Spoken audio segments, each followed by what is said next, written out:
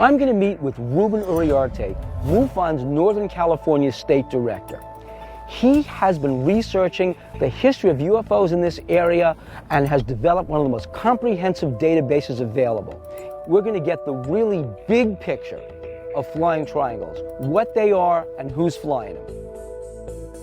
We've been getting so many reports of sightings, an increased spike of triangles especially. We consider it like an intersection to what we call Triangle Alley, which is from Southern California all the way up to the Washington border.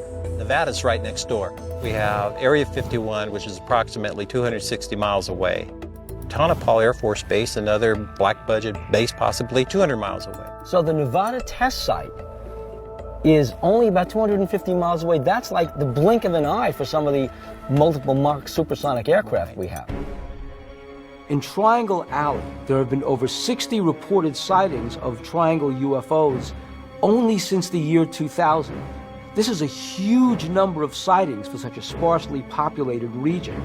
Imagine the number of sightings that have gone unreported. Here's a triangle. Now, this is 1986, Bill. This is before they released the B-2 bomber. Obviously, the characteristics are a lot different. They're huge. This thing went right over a freeway, 4 lanes in width. So where was this? This is further north up here near Corning. What's really interesting is this thing was just hovering. And the witnesses actually observed in detail, as you can see, over half an hour.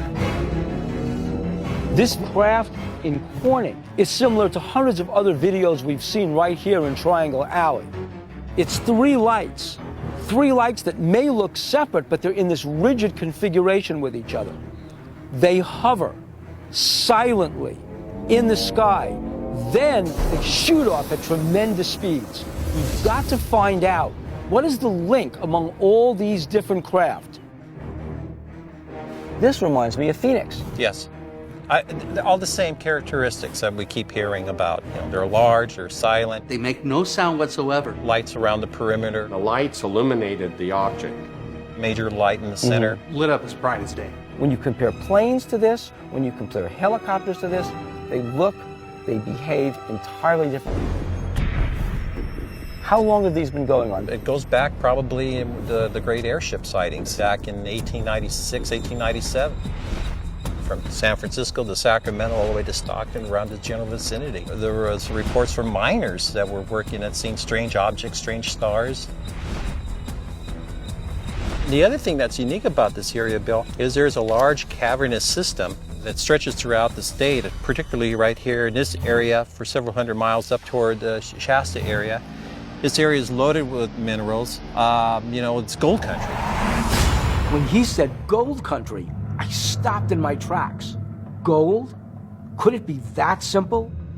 Whoever or whatever is flying these triangles could be interested in gold. We've been focusing a lot on extraterrestrial, but perhaps the other answer to this whole mystery is inner Earth. Gold has very, very high conductivity. We use gold in circuits. So we should be looking down at the same time we're looking up. And if we find something there that can actually possibly draw UFOs to it. I consider Sonora like the intersection. It's a beacon here. Here's what we know. It's not just Sonora, it's the entire Sierra Nevada range. It's not just flying triangles, it's all sorts of objects. It's not just now, it's 100 years. Maybe it's the gold in these hills that's been attracting flying triangles for well over 100 years.